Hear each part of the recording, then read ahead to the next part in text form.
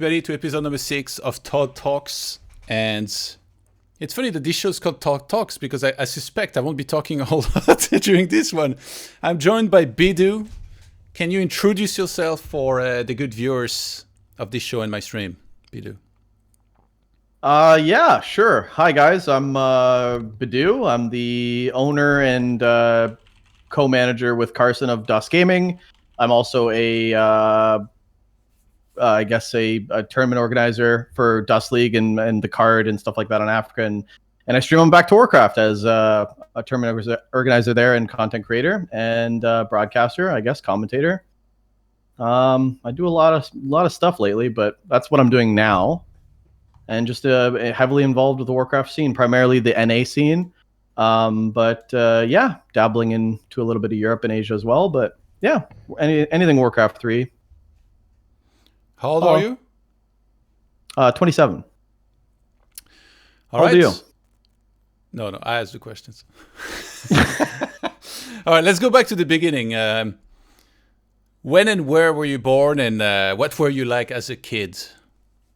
Well, it was a snowy day on May 2nd, 1993 in Niagara Falls, St. Catharines, Ontario, Canada, when I believe it was 10:08 p.m. when I just crawled out of How detailed do you want this to be? I was I was born in I guess Southern Ontario in Canada. I guess you would call it Southern Ontario, and yeah, just normal kid. Like, what about in school? Were you sporty? Oh, man, were you one of the nerdy guys already back then, or? Yeah, I think I was athletic, but I was definitely nerdy. In high school, I was definitely the class clown, little misunderstood, as you can imagine. Always made jokes, wasn't really good in school. I had good grades in elementary, but then when it's like, I was like really smart in elementary school. I don't know. I just knew how to do like 9 times 8. But then when it got to like heavy stuff in high school and college, I kind of fell off, and school wasn't really for me. Couldn't really focus a lot, but just had other things on my mind, I guess. But yeah, just bit of a class clown. Hung out with the nerds, at lunchtime. Wasn't, but I would say I was pretty social. Always been a social kid. But yeah, I would say like in high school, growing up, social, but for the most part, I was playing Warcraft 3 at the time, so I never really went to parties a lot. But yeah. What's 9 times 8? 72. What's 9 times 9? 81. What's 16 times 16? It's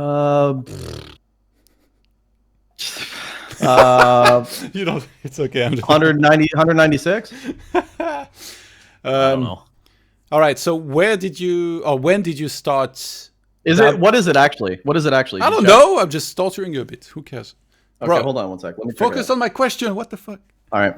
Yeah. Well, go ahead. So when did you start getting involved into not even necessarily video games, but like, let's say, did you do any things like card games before? I don't know, like Warhammer board games, or when did you start getting into games more and more? I think like I got Pokemon for like a Game Boy Advance that was my first game. It was the Game Boy. Actually, maybe it was Game Boy Color. Game Boy Color with Pokemon. And then I didn't play PC for a long time until I was like probably 13. I think I played a lot of PlayStation and Xbox. When I was a kid, a lot of Call of Duty, a lot of Chell. Represent NHL, baby. But because I'm Canadian, obviously. But yeah, I didn't get into. For the most part, I was a console player. I actually didn't understand the whole PC Master Race thing when I was a young kid. I guess when I was 13, I was just entering high school, so like I didn't understand the whole like PC Master Race meme, which was definitely a meme until probably grade 8, grade 9 when I got into Warcraft 3, and then really for PC I only played Warcraft 3 until StarCraft 2 came out and other games. But I didn't really dabble in Dota or League or anything else that people are playing nowadays.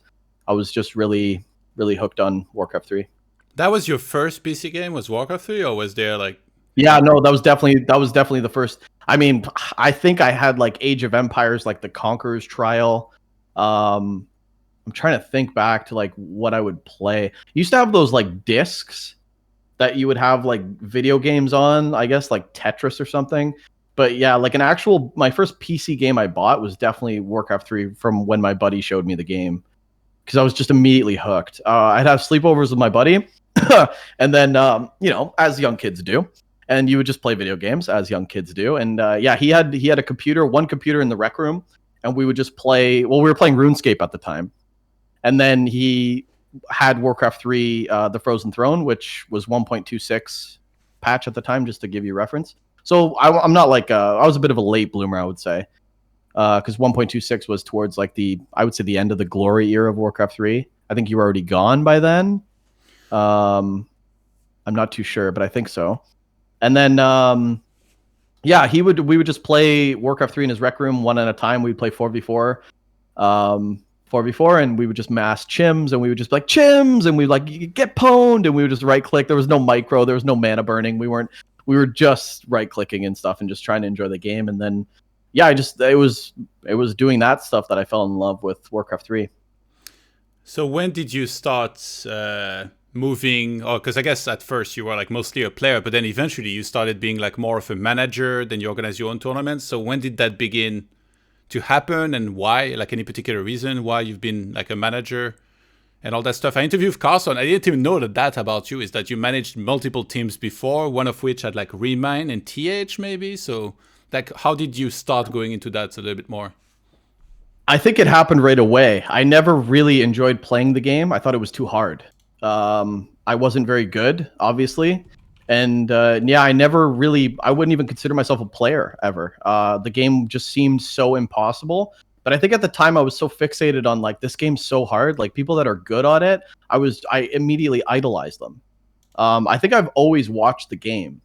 I never really played because, I would just observe. So I think like, into the 4v4s playing with my buddy, eventually I found the custom game button where you can watch 1v1 obs pros. And we had a lot of those custom games on East at the time, and I just I got into that right away. Like I didn't even play 4v4s anymore. I would just host, because at the time you had to change your port forwarding, and I was like the only person on the server almost that could have the capability of host, because you had to open up port 6.1. I don't know if you remember this, yeah. But like a lot of people couldn't host. Like for arranged teams, you'd have to have a buddy that knew how to host, or you wouldn't be able to play. It's a really old. I'm going way back, but you had to open up your 6112, 6113 ports, and I know how to do that. Maybe I just shut my firewall off, and that's how I had tons of viruses. But I used to host 1v1 customs, and I literally would just spend. I'm 13, 14, grade 9, grade 8, grade 10, grade 11. I mean, I didn't stop playing. I would just host 1v1 obs pros for like 8 hours a day, go to school, come home, 1v1 obs pros. And I just fell in love with like the East server and the channels, and just like I just idolized people that were good at the game. And I've Like always who? just wanted to. Man, there was so many people. There was a few players. There was an undead player named Plumber Crack who was an undead. He would just mass frostworms. And It sounds like a real good player, yeah. man, these were guys back in the day. Honestly, I'll be honest. Before I knew about hackers, I thought Towercraft was like amazing. He was the solo blade proto player, but he would map hack. Obviously, I didn't find out till later. But I would just watch these guys and be like, dude, how is he winning with just a solo blade and just mass towers at the expansion? And then he would make like bats. Like Al Qaeda was another one. He would just bat rider, alt QQ. Proto players really is how I started just watching good players. Like they would go Alchemist solo and just decimate people, or Blood Mage solo and just decimate people. I thought that was so cool. But then eventually, What about the real yeah? good players, like the Moons and stuff? Did you Yeah, not yeah, know yeah. anything about them? No, man, I didn't know who that was. No, I didn't know who that was. The best player to me was like, well, that was this So is Plumber the Crack was crop your to me. Moon. He was the fifth Man, race. he was my Lucifer, dude. Yeah, he was nuts. And then eventually, I think chat channels were big, and I was a young, immature kid. I love to talk shit. Obviously, I still do. But I was chat crafting to me was an art form, and I was good at that. I could just destroy someone's whole soul and make them uninstall the game with my words, and that was fun to do. But you were 13. Oh, I right? was really young. Yeah, yeah, Yeah, yeah. so I was like, what were you 12, doing? You're calling 13. people penis face and they're getting offended Oh somehow? Like, man, words you cannot say now. That's for sure. Yeah, I'll get banned for that. No. But yeah, just having a good time. And then obviously, you know, you'd see a guy with like an Archimonde icon, and you'd be like, "This guy's a god. Who is that?" And then that's when I saw the Axe Effect, which was OC, and I think Clan GGL at the time. And everyone, when you host a game and he joined it, everyone would go in there. He was a big deal. And then there was Yane, just really good players at the time. And you would host 1v1 obs and just hope that they would race up. And if they did, it was just watching them play was crazy. And I did that. I did that for a bit. I just watched 1v1s, and then I met another guy. I was just messaging him on Facebook actually, but he was big in the FFA community, and I watched a lot of FFA for like a long time. I loved FFA, and this was back when DeMuslim played, Yane, Pencil Warrior, really good FFA players, and I kind of fell in love with the FFA scene. And people talk shit about FFA nowadays, but they really don't understand. It's like a completely different game format. And at the time, like manipulation and chatting was way more important than ever playing. So people like lying about he's got 100 supply 3 expos, kill him. Like that was beautiful to me. I think a lot of people that like understand the free for all scene, they know like good chat craft is amazing to watch. And just watching someone get manipulated out of a game and just like lied to. It was basically trolling before trolling was a thing. And that's what FFA was. And then you combine obviously 100 food fights, which is just really fun to watch. So yeah, I would say just like finding my way into the custom 1v1s, and then learning about the community and players and teams and clans, and that's kind of how I got into at least watching the higher level scene. But it was always NA. And then how did I get into the pro scene? I would have to say Zotac. I think one of the players, maybe Yane or somebody, was like, I'm playing in Zotac this weekend, and I'm like, what's that? And then that's how I got into watching Zotac, and that's when, you know, you see the Moons and the Grubbies on Garena, which is GGC. You see Grubby log in like level 35 with like a red icon on Garena, like big deals, you know what I mean? And you just like get starstruck and stuff. And if you were there, I would have got starstruck as well. I don't think you were playing at the time though, but yeah, just watching games. I'm one of those guys that actually for like 15 years just loved watching the game, you know? And so what was the first team that you managed then that had like, you know, famous players? Well, I haven't managed that many teams. So when I first started, it was me and an American named Aki the Boss, and he used to do raps, and some of them are probably still on YouTube. Really bad, but yeah, I think we just wanted to make our own team, and we had Panda Lee, who was like a random player, and he would play on custom games a lot, and we joined like a first league, and then I quickly left that team, and I joined Never Ionics, which was a UK team. I think we had Krav on our team at the time, so that was like the first really good player and Krav was good at that time. I think this was before he cheated or after he got caught map hacking. I'm not too sure, but I don't think he was cheating at the time. This is maybe after the fact. I think he cheated in Rock or something. He didn't cheat when we were working together, but he was always good. And I think that was like the first time that I was actually like getting involved. And I was heavily involved in Zotac at that time. At that time, I was an admin for Zotac, which was cool. I got to hang out with all the players because I'm hosting for them, and that's when I meet Focus and Remind and all that stuff. And I'm not too sure. I think like just riding out the head admin of Zotac was like a really big plus for me, because hosting for Koreans, you know, they had a hard time finding good hosts. I lived in Southern Ontario, and that East host was really good compared to other hosts. Like East for Asia versus Europe was good. So I was always like the go-to one of the go-to people for hosting, which was cool. So it allowed me to like message these guys, add these guys to my friends list, and you know, like have friendships with these guys. So that's Lolliet too, just a bunch of good guys. Yeah.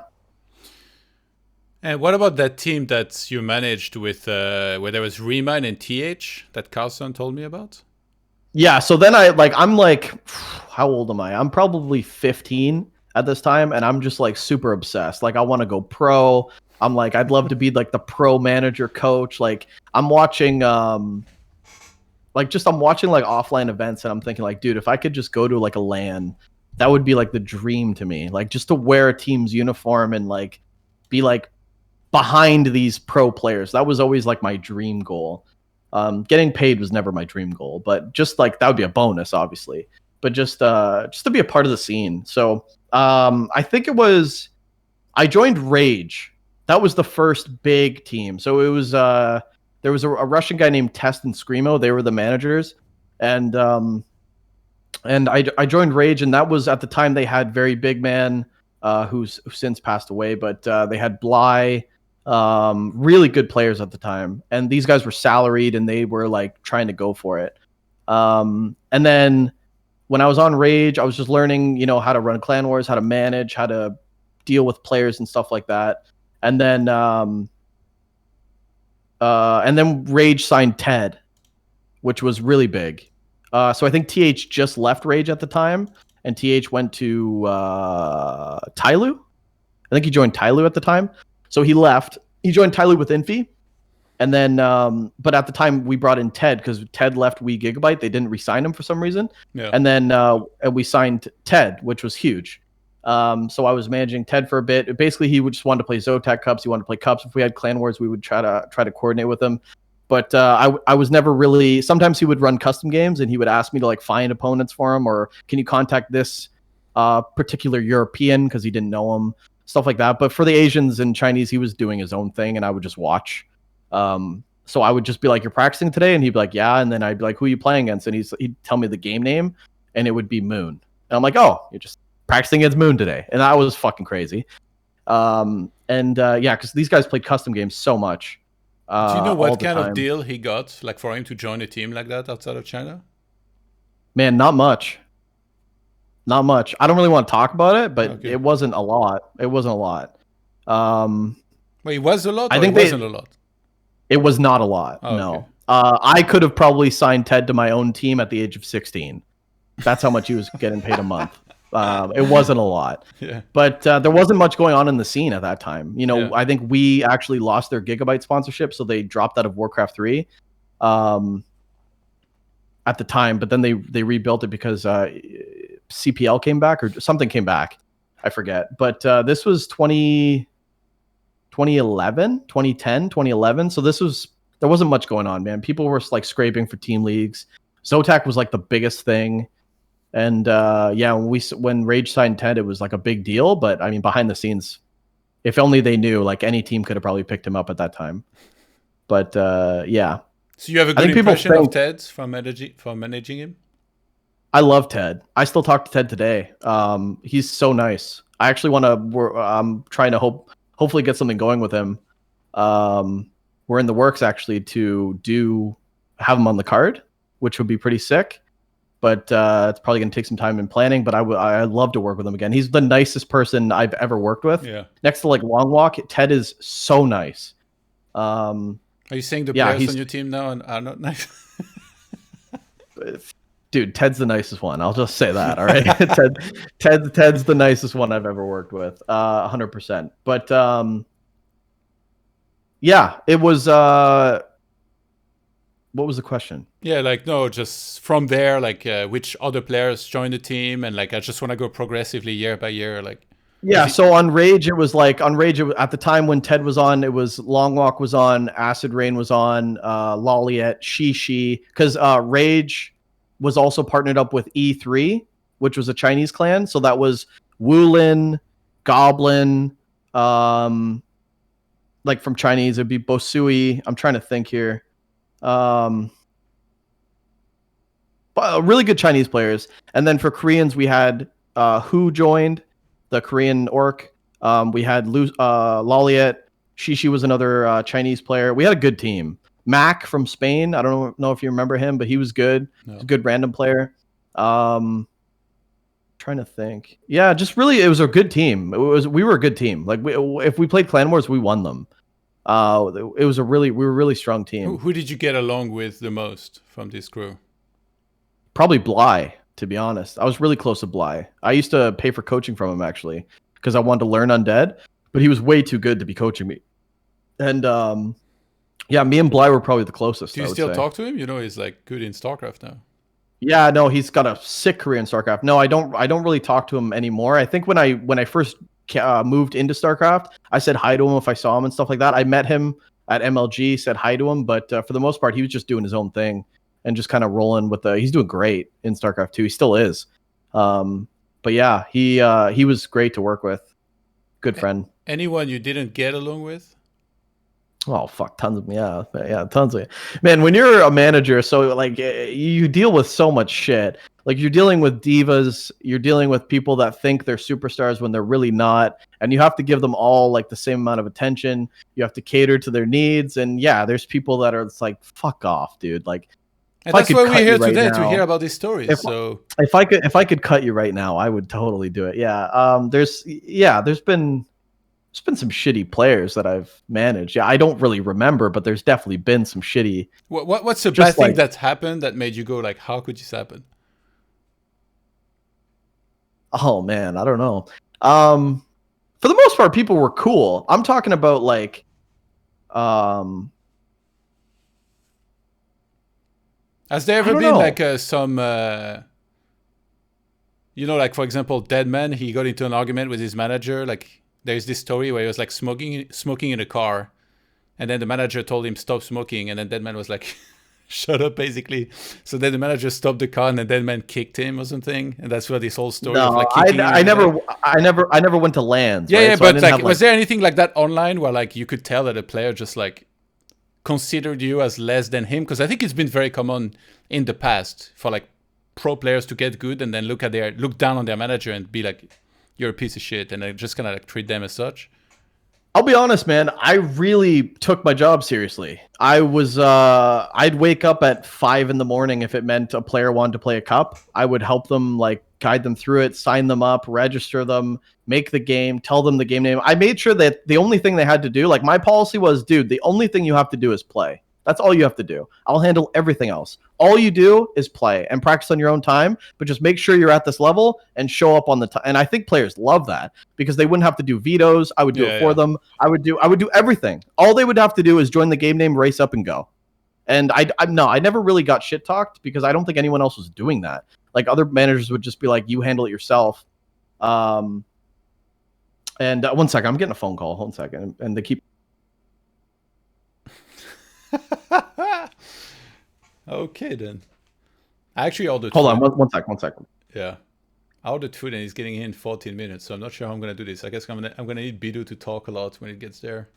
But yeah, I couldn't resist because I was really hungry. Just my dad's driving in a snowstorm, so he's calling me, so I'm worried. 1 sec.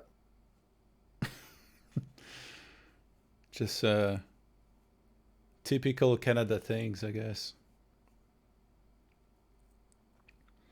If you want, at the end, we can do some Q&A as well, guys. I see like a lot of you in the chat know Bidoux, so just save your questions and then we'll ask some of them at the end. All right, sorry about that. Yeah, he's like, "Do you want something to eat?" All right, yeah, bring me food. All right, I'm good. How many nuggets is he taking? Dude, I haven't had nuggets in a long time. But where were we? I want a story. I want at least one story, man. One story of like, you don't even need to. What? Yeah, like, yeah. What happened? You don't have to give a name, but it'd be better if you did. Oh, I have a drama story. Oh, here we go. Dude, I hated Grubby for so long. Let's go into that. Dude, I hated Grubby for so long, Todd. You want a story? I'll tell you a story, dude. Okay. Oh my god. Okay, you want a story? This is the only one I can think of. Sure. And I don't really remember all the details, but okay, so I'm a Zotac admin, okay? And this is the first time I've been doing Zotac adminning for like a long time, like 8 months. Like, you know, I get the routine. And this tournament's very special, okay? Because Grubby's playing this. And so we all have an admin meeting and, you know, they go, Grubby's playing. You have to cater to him because this is big for the tournament. It's huge, which it is, you know, like it's not that we favoritized it, but Grubby playing at the time was a big deal. So I go, yeah, man, I'll admin. I'd love to. So he makes the quarterfinals, and the way the quarterfinals works is this is the finals. He's in the grand finals, and the way it works is you veto. I can't remember what happened. So you veto during the series, not before. So you get a starting map, and then you veto after the starting map, like whoever wins, loser, right? So Echo Isles or Secret Valley, I think, was the starting map. So Grubby ends up winning Secret Valley. And then we go into the vetoes. And like basically, long story short, is like Grubby should veto first. So I laid out the map pool. You know how you copy paste the 7 maps? Yeah. And then I go minus Secret Valley. And then he goes, I think he thought that I was doing a veto for him. But I wasn't. I was telling him the Secret Valley's already been played, so it can't be replayed. And it was in this moment that Bidoux realized he fucked up. So Grubby, dude, he fucking trashed me. He just went, I forget what he said, but it was basically like, Bidoux, you don't get to decide my vetoes for me. Like, this is so unprofessional. And I was so pissed because I was like, and I ended up saying, I was like, dude, that was the starting map. You can't replay it. I'm not doing your vetoes. But I was young, right? So I was like, fuck this guy. I'm like, this guy's a dick. But he honestly just misunderstood and thought I vetoed for him. But that was when I was like, fuck Grubby. Instantly, like, I was too young, too impressionable. That was your first impression. Fuck that guy. And I kept that for like a long time. I kept that hatred in my heart. But I think we're cool now. It's funny how one impression, can matter a lot, right? Like for it wasn't that he misunderstood. It was how he trashed me, because Grubby doesn't do it now because he's making too much fucking money on Twitch. He can't be himself. But when he was himself, dude, he was good at trash talking people. Like, he was fucking clever, witty. He would destroy your fucking world. He doesn't do that anymore because he can't. But dude, at that time, what he said too, it was like, dang, like people were like, damn, Grubby just fucking destroyed him. And it was like, yeah, I just felt like shitty. And I was like, fuck. And I was like, fuck that guy. I didn't think I thought you were gonna mention one of the players that you managed, that gave you a hard time. That was like, go get me a water or something. I didn't think this was gonna be the story you'd tell here. No, nobody ever was like fucking, hold my pocket, bitch. Nothing like that. But it was mostly like the shitty things you would have as a manager is like just basically waiting for players to show up because they showed up late or they didn't fucking join the lobby, and you have to stall for time because they're basically just being a piece of shit. Like, those were the moments I had that would frustrate me, but I never had like incidences with like players. You know what's funny? I heard another story from like a French commentator who used to be an admin at the SWC. And he's like, yeah, I hate that guy in particular, the one you just talked about, because I was admin and he was like unbearable. Like, every time we kept telling him, save your replays, and then every time we went to his PC, he had deleted them because he was worried people would get them and study him in the middle of the tournament and stuff. He was like, that guy was unbearable. So it's funny, you hear the whole stories, like as a player. Yeah, I mean, it was definitely a misunderstanding, but he thought that I was picking his veto, like making a joke, like, oh, he's gonna veto as Secret Valley, you know what I mean? But I wasn't. Like, Secret Valley was already played. It's not on the map pool anymore. So I was just saying, like, these are the 7 maps you veto minus Secret Valley. And he just fucking destroyed me. And I was like, instantly, I was like, dude, I was pissed. I kept that for so long, Todd. Honestly, I might have just gotten rid of it like maybe 2 years ago. I was like, okay, it's fine. Oh, you mean like where you didn't like him? Okay. Yeah. I was just like, fuck that guy for like a long time. Yeah. But yeah, it was really just a misunderstanding, but it was the way he did it. He fucking destroyed me. He trashed me. He probably doesn't remember. Obviously, he doesn't remember. So at this stage, you're doing the Zotac thing, you're on Rage, and then what's the evolution of the team like? Like, when do... Yeah, so with Rage, like, shit started to happen. As most big teams, there's drama, organizers not paying. And basically what happened was Bly wasn't paid for a month, and he ended up telling me, like, after the month was up, he didn't get paid like 2 weeks into the next month, right? And he was like, hey, they didn't pay me. And I was like, fuck, right away. Because, like, dude, I'm enjoying the fruits of my labor. I'm on Rage right now. We're a huge team. We have TED. I'm like flaunting that in the chat because I'm 15 years old. When I go into the East chats, I'm like, I'm a fucking huge deal. Fuck, who are you? I'm me. I'm listening to a lot of Lil Wayne and Rick Ross. So I'm just like feeling myself, right?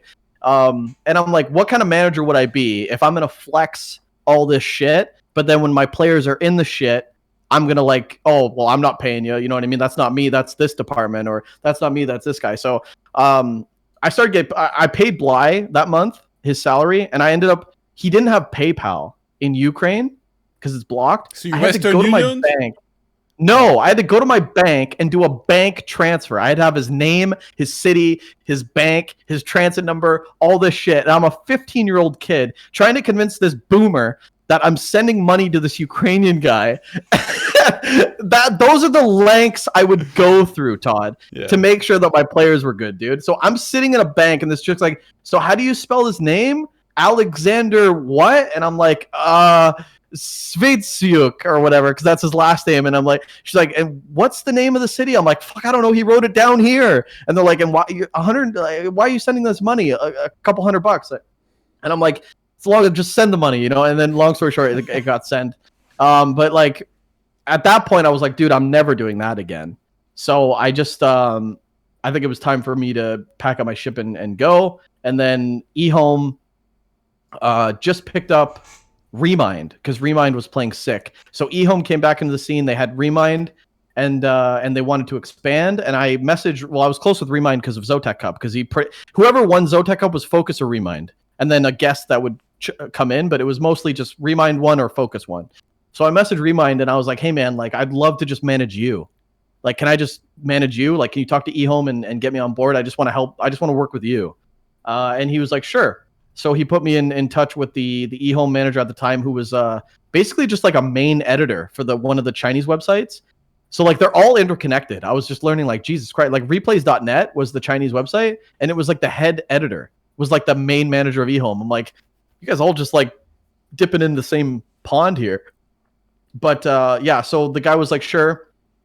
I just messaged the guy and I was like, hey man, I'd love to just be your assistant and just help you out with anything. Take me in, please. And he was like, sure.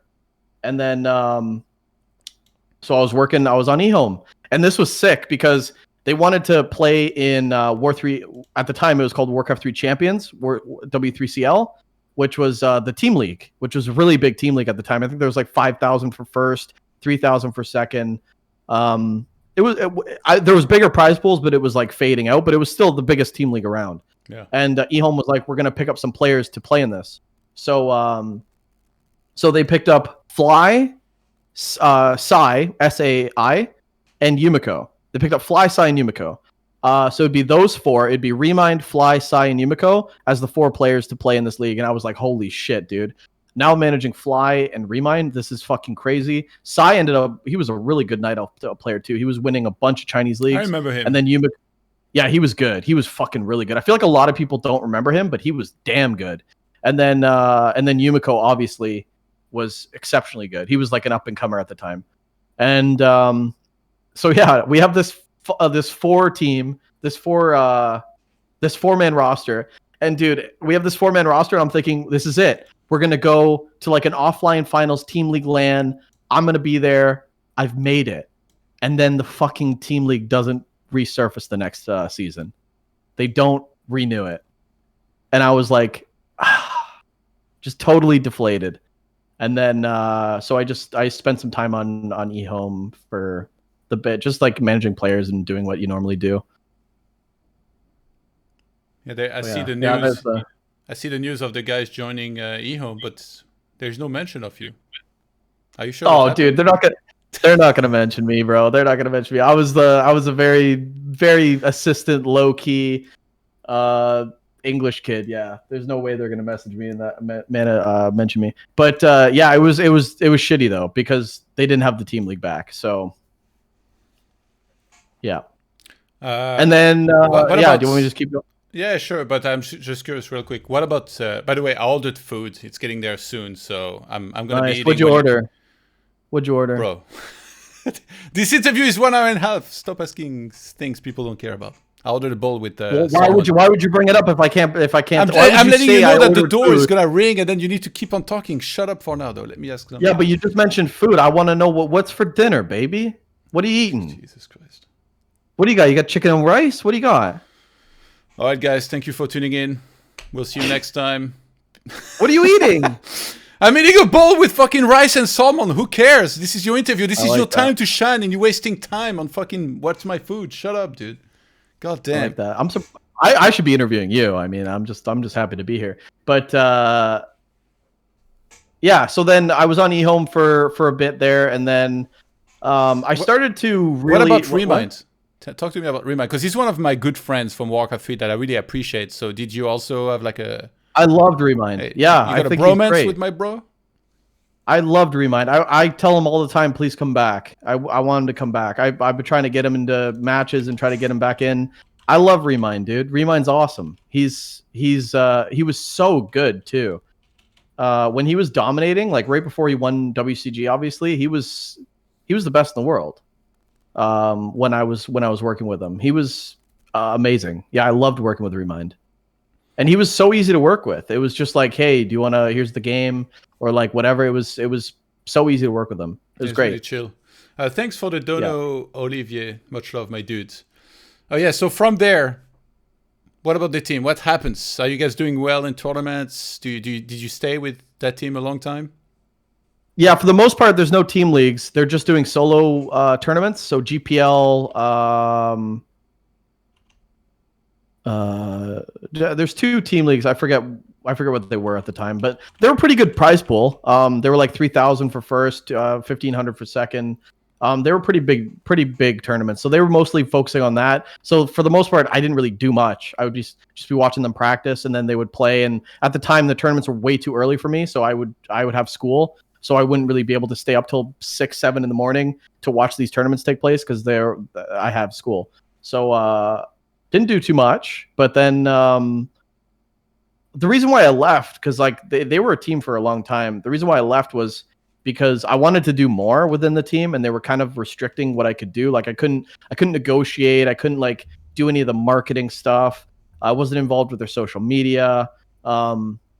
I wasn't doing anything, and they were only advertising to China, right? Which was great because they had a huge market. But I was like, there's people, like, I'm coming from WC Replays. I'm like, there's people that want to know more about them from the Western side. So I was like, you have this guy from the Western scene. Let me write articles. Let me do stuff for eHOME. And they were always just like, no. And then the players would be like, yeah, I'll do it. Like, but then they would be like, no, it's a waste of time, and we're paying them for this, and we're not paying them for that. So I was like, fuck, dude, I couldn't do anything. And I ended up going to the owner. Like, I ended up going over my manager's head to the owner. And I was like, hey, I just want to be able to like do more stuff for the Western scene. And he just completely wasn't having it. He was like, nope, that's not why you're here. That's not what you're doing. We're not doing that. And I felt like they were restricting me because I wasn't Chinese, honestly. We'll be very honest. I think they were doing that because of that. They wouldn't give me any leeway whatsoever. So I was like, why am I asking for permission when I can just make my own team and actually do the things I want to do? I thought you were gonna ask. I thought you were gonna say when I can ask for forgiveness later. Just marketing everywhere. No, but I was like, I don't want to be number 2 anymore. I want to be the person that calls the shots. I feel like I have a lot of experience. I have a lot of connections, and I just want to be the person that calls the shots now. So that's when Dust was made. In what year is that? 2012. Yeah, late 2011, beginning of 2012. So this StarCraft 2's already been out for a bit. Yeah. We didn't join right away, but StarCraft 2 was out for a bit, and then yeah, so we started as a Warcraft 3 team. And that's when I asked TH, do you want to play for Dust? And he said yes. And I asked Yaz, do you want to play for Dust? And he said yes. And I asked Loliet, do you want to play for Dust? He said yes. Our team was fucking nuts. But there was nothing to play. Did you pay them well, or just a bag of M&Ms? Oh, just M&Ms and a couple Fritos. Yeah. They knew the money was coming. They had the salary or not? No, they didn't have salary. There was nothing to play. It was basically just like, hey, let's just all join a group together, and then we'll fucking make something out of it. Because there's nothing going on. Nobody was getting paid. Nobody was getting paid nothing. Like, there was no money in the scene. There was nothing. So we were like, let's just gather together a bunch of skilled players that have draws and try to market ourselves. And that fell through because I think IG signed TH and took TH away. Yeah. And then there was Tempest, a Korean team that was big in Dota or something, and they signed Loliet, Lunatic, and Soin.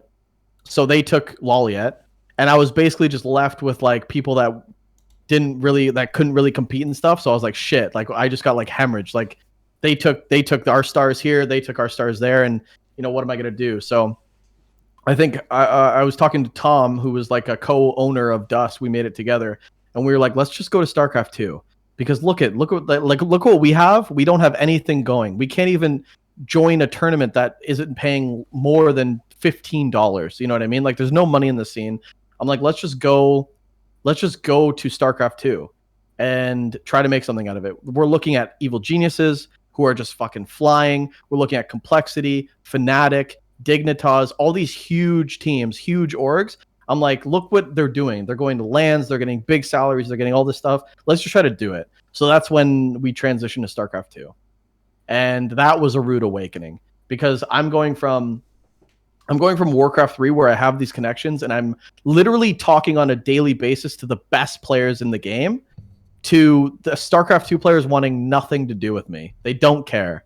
Don't give a shit who you were in Warcraft 3. Well, how do you mean, like, any stories? Like, you mean you try to, like, reach out to some players and they're like, hell no, or about joining? Well, like, I would try to bring back Bly, a good buddy of mine. Want to join my StarCraft 2 team? And he's already joined this team getting paid like €1,000 a month. I'm like, I can't pay you that. I don't have that. He's like, well, I gotta take this. I gotta take this then. And it's like, I just got like squeezed out of all my boys that I wanted were getting paid in StarCraft, and there was just nothing I could do. So I was like, shit. Like all my connections mean nothing. I'm literally starting from scratch in a brand new game, and I had no choice. Like I would have loved to pick up stars, but I had no choice but to literally recruit Diamond player, StarCraft 2 players. And try to grow them into Grandmaster competitive players. And that's what StarCraft 2 was forever. It was just this grassroots team where we had some Diamond players who ended up being like GMs and getting really, really good. And we built our team up from there. But I think StarCraft 2 was like Warcraft 3 was like the management player relations side. StarCraft 2 was definitely, I was getting a taste of the business side. I was paying a lot of attention to what like Evil Geniuses were doing. Like Alex Garfield was like a huge idol of mine as a team owner. Jason Lake, huge idol of mine. I loved what these guys were doing. They were basically just taking over the scene with their presence in their orgs. Okay. Should I keep talking or like? He just left. I guess I'll just keep talking. You guys can't see it, but he just left.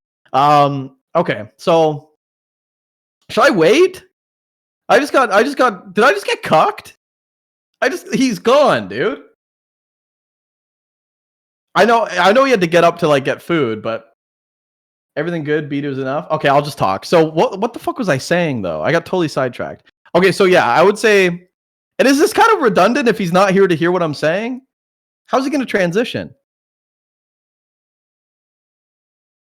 Here for you, not Todd. Okay. So, all right, fair enough. Hello, guys. Okay, so yeah, I was just basically getting like priced out. So what I had to do was rely on like what's working, and I was looking a lot at like what EG was doing, like marketing, Twitter, social media, all this stuff, and like what Complexity was doing.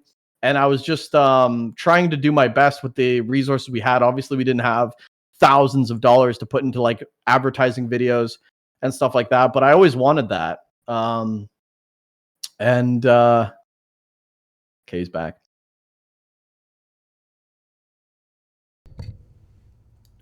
So I just, what's up, dude? Yeah, I was just saying, like, I never had the resources that they had, but like the big organizations, but I tried to like make the best out of it, I guess, with what we did have. So but yeah, I would say StarCraft 2 definitely opened my eyes to like the marketing aspect, because in 2015, I think 3 years in, we actually got corporate sponsorship. Like Thermaltake, TT Esports sponsored us for 2 years, and that was sick. So I had to do like the business meetings, and I had to do the put a sponsorship deck and actually fulfill like contractual obligations, and basically just be a walking billboard for this company in exchange for like peripheral, like we got free keyboards, mice, battle bags, which were fucking sick. And it was worth it, man. It was sick. It was like finally like all the hard work from like diamond nobodies to like ToDGaming gets like actual sponsorship. It was fucking sick. So, other than the players that you mentioned earlier, which was, I think, like what, Lolaet and TH and stuff, who were the first American players to join Team Dust? Who are the OGs? Oh, that'd be Duck, Bar, and Pride. Not OC? No, OC came 2 years ago at the revival, I guess, of Warcraft 3's Dust team. No, this new Dust team is like, it's like my wet dream, dude. When I recruited this team, I guess we could talk about that because eventually the Thermal Take deal in StarCraft 2, I mean, the StarCraft 2 team was made in 2012, so now it's like 2018. It's 6 years later. We're not 19 anymore. We're 25 with like, we need careers and jobs and we don't have time to grind anymore. A lot of the players, I still was fully committed, but the players weren't. And I was like, at that point, I was like, okay, do I want to restart, keep doing what I'm doing, pick up new 16-year-olds and rebuild them in StarCraft 2 when the game is fading? So I was like, I don't think so. I don't think that's viable. So we just cut the StarCraft 2 team. And I've always been friends with Carson for like 10 years. So before that, I think we met each other through like another person on BNet, but Carson was always sticking around with Warcraft 3. And I don't know if he was always trying to get me back. I don't think so. But it was in 2018 that he was like, hey, do you want to come back or something? And I was like, maybe. But I was like, I don't know if I want to do that like again, even though Warcraft 3 is like my home. And then he was like, dude, let's just do it together. And I was like, okay, but I'm not doing it without like, because I knew all the work that it took for the StarCraft 2 team. And I was like, I'm not doing all that again alone. Like, I'll do it with you, but like, we have to do it together. Or we're not going to do it. What does coming back mean, though? Do you mean like doing some projects together in Warcraft 3 or just be interested in the game or follow it? Like, I think it was really, well, I'll get to that, but like, it was really just, let's come back, but we have to do it together. And then we did definitely talk about what do we want? So I think the main goal for Dust right off the bat was nobody gives a fuck about NA right now. Let's put NA back on the map. You know what I mean? Let's just actually give this a go and try to get our players hyped up, try to make people talk about NA. If our players leave, like let's say Hitman wasn't on the team at the time, but if our players end up leaving because they got signed to like Liquid or EG through what we've built for them, that's a plus. So we'll gladly watch our team disband because our players have moved on to better things. I think we just wanted to put NA on the map, if that makes sense. So we're just going to grind, we're going to give her, and if we can form this mega lineup, maybe we can actually put NA back on the map. And I think that was our main goal. That's still our goal today. Yeah, so then Carson's like, let's give it a go. I said, okay. So first of all, the usuals, the usual suspects, Acid Rain, Duck and Pride. Hey, do you want to come back to Dust? We're rebuilding. They were already playing on BNet at the time, so it wasn't like we just freshly brought them back. They were playing Warcraft 3 at the time. They're like, yeah, of course, we'll come back. And then it was time to get. So this was special for me because there were so many players. Like when I was on Rage, Never Ionics, EHOME, I was always not in NA. There was always NA managers that had the space. Like Fade had SC, and Yosh had Onyu. Those were two really big clans in NA. Was SoCabby and Onyu, and I never really had a spot there. Like they never really respected me. They thought, well, he's Why? just like a sellout. I don't know. Maybe because NA always sticks to their own, and because I was like on this European team and this Asian team, they looked at me as like, I don't know. They just never respected me. So this was like my final chance to like actually take players from SC, because SC was gone now, and take players from ONU because ONU was gone now, and form this like super mega NA team. And that's what Dust became, because we picked up FK and Duck and Bar and Pride and Cruncher, and I wish we could have Holy Human. Furf was playing at the time, Yane was playing at the time, but they didn't. They were like slowly getting out of the game.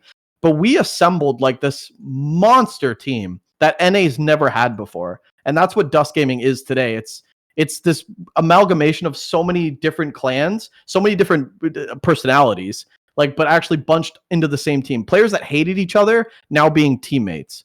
So it was like a really big adjustment.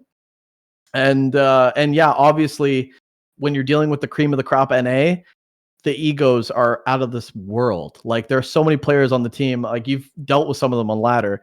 Like, the egos are out of control. Like OC, right? Me and Carson, yeah, there's a few, but me and Carson have done a good job, I think, working together. And I think me and Carson bring like a sick dynamic to it too. You know, Carson's the chill mommy type personality, and I'm the strict daddy type personality, and I think it's worked out. So you're the dad is the mom. All right. He's the mom for sure, and I'm the daddy. And when did you guys recruit Hitman? Was he always on Dust, like before he started getting really good, or? No, he I didn't actually know it was Hitman at the time. There was a rank 1 on West called Ethereal and Grime. There were 2 players that had like 99% win rates on West. And we're like, who the hell is that? And someone said it's Hitman from StarCraft 2. And I was like, Hitman from StarCraft 2? Like, I came from StarCraft 2. I know who Hitman is. He's the kid that dominated at WCS. Everyone thought he was a robot AI because he was rank 1 GM and nobody knew that he was a real person. And then he goes to LAN and beats a laser and knocks out Shigwa and stuff. He's a great player. I'm like, he plays Warcraft 3? I didn't even know that he played Warcraft 3 originally. But apparently before StarCraft 2, he was a Warcraft 3 player. So I immediately messaged him on West out of the blue. Like, he could have ignored me. And based on the fact that he ignores DMs now, I'm surprised he ever messaged me back. But I said, hey, dude, like, are you Hitman? And he goes, yeah. And I was like, dude, I'm from Dust Gaming from StarCraft 2. Do you remember me? He's like, no. I'm like, oh, okay. Well, we'd love to have you on Dust Warcraft 3 team. And I don't know why he said yes, but he did. And then we had Hitman, who was insane. And he wasn't as good then as he was now. He was losing to Insup. He was losing to everybody, really. That was good. He was beating the plebs, but he was losing to the big time players. But he ended up, he's the greatest of all time now. So fuck everybody else. But yeah. Greatest of all time from America, you think? What's that? Greatest player of all time from what? NA? 100%. 100%. The impact that Hitman has had in this era of Warcraft 3, which is by far the highest peak of Warcraft 3 gameplay. I would say that players are playing Warcraft 3 the best they've ever had. He has had the greatest impact as an NA player of all time. There's no NA player that's even come close to the level of impact he's had on the game. But how would you know? You started playing the game like 8 years after it came out, so you don't know the era before that necessarily. I mean, you could really just look at it, man. You could really just look at it. I just don't think that, you know, Short Round and Wizard and whoever the fuck else really, I don't think they had it. That's just my opinion. Yeah, sure. But I think that Hitman's dominance right now is the greatest we've ever seen an NA player dominate. And what about Cruncher? Yeah, he's good too. Yeah, but I mean, no. I mean, like, how did he join the team? So it was. I forget who joined from who. I forget if OC joined first and then convinced Cruncher to join, or if I recruited Cruncher and he convinced OC to join. I don't remember. I think I just straight up messaged Cruncher and he said yes. Oh, okay. So I recruited. Then okay. OC's in the chat. So I recruited you, and then you brought in Cruncher. I mean, we could just have him confirm it in the chat because I don't actually remember. But it was one of them brought the other one in. So maybe I recruited. Okay, so I recruited OC, and then OC brought in Cruncher. So yeah, wasn't hard, or it wasn't easy. I don't think Cruncher would have said yes to me. He said yes to OC. Everybody says yes to OC. You have to say yes to OC. But yeah, it was crazy. We were basically just grab bag picking who we want. We just wanted to make like a super NA team. There's so many players that I would have loved to have. I would have loved to have Holy Human back. I would love to have Furf back. It's somebody like Holy Human is somebody that you know and you get along with, and it's part of why you would like to have him on the team, or is it just because like he was one of the good American players? Man, it was really just an Ash Ketchum mentality. I want to collect them all. I want them all. I want them all on my belt of assets to be able to use. You know, like it was just I was just getting like fucking blood hungry. I want them all, dude. So Yeah, it was do like you a not like it that you was don't have a player? primarily selfish. What's that? Do you not like that then Kiwikaki is not on the team, for example, because he's one of the good NA players? I hate it. I wish Insup and Kiwi were on, but I don't think Insup will ever be on Dust. And Kiwi, I would love. I would love to have a Kiwi on Dust. I don't think Kiwi really cares that much about Warcraft 3. I think he loves competing, and I think he loves winning money because he's good enough. But I don't think he really wants to. I don't think he's doing it full time, or like you know what I mean. I don't think he sees like an end goal with Warcraft 3. Not many people are doing it full time. No. So I would have loved to though. I would have loved to have them all, because that would have been like the trifecta, having Insup and Kiwi as well. And then maybe like account create. Just saw Todd's face there. He didn't get to see his reaction, but he was like, Who's the one player? Who's the one player historically that you would have loved to have on Dust? Is it Grubby or Yane? What? Yane, 100%. Who's that? How do you even spell that ID? Yane. I don't even know who that is. He's good. He's an FFA player, but he was a really good solo player too. Yeah, Yane was like my dude. He played actually when we were building Dust. He was playing ladder at the time, and I was like, I tried to recruit him so much, but he was kind of trolling me, motherfucker. But yeah, Yane, 100%. Maybe Sonky, but Sonky's kind of weird. He's a weird fucking guy. But what about Plumber Crack? Man, Plumber Crack, I still talk to him, man. My boy Hyder. Yeah, my boy Hyder's still around. I don't think he plays Warcraft 3 anymore, but his brother's a really good Angel Arena player. Love playing Angel Arena with him. But yeah, man, we're Facebook official, but I don't think he can compete with the guys that we have now. But yeah. So do you feel like you've done a good job then? Like you said, your goal was to put NA on the map, build an NA team. Do you feel like you've done a good job of that? Like showing the Warcraft 3 scene that, NA exists, it's there, and it's got players?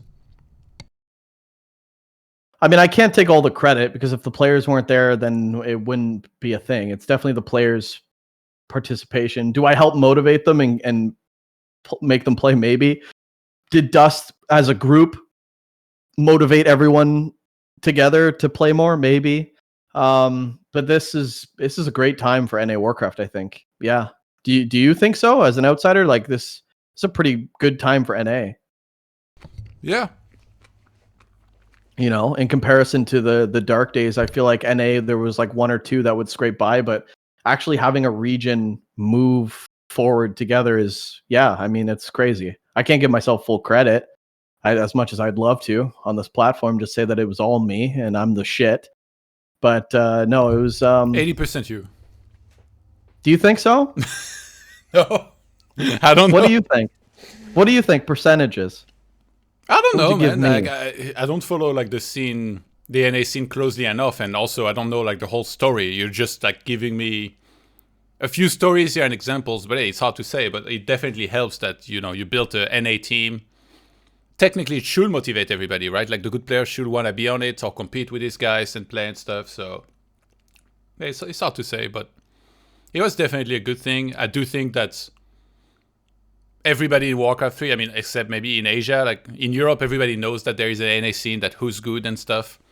It's maybe not as many players as in Europe, and maybe not necessarily as good other than Hitman, but they are competitive players.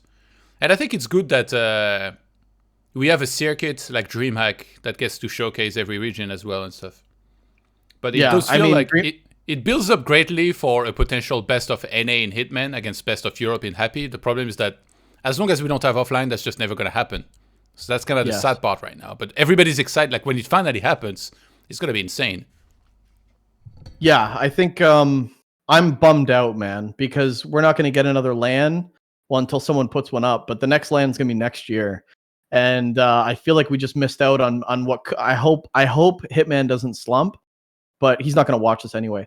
But this would have been the greatest time to see Hitman on LAN, and I feel like we got that stolen from COVID, like from us due to COVID. Because I know like now he's got a job, and I know that he's going to be putting less time into the game, which is a shame. I hope he keeps it up into next year. I'm going to be doing my hardest, like working my ass off to keep him motivated and keep him hungry, which is my job. But one sec. Yeah, but I would have loved to see the LAN this year, and maybe he gets stomped, and maybe it's a little bit overhype, but dude, he's good, and like on LAN, he's fucking really good, and I just would have loved to see it, and now it's just a bunch of what ifs, and that kind of bums me out. What did you think of his performance in Anaheim? One sec.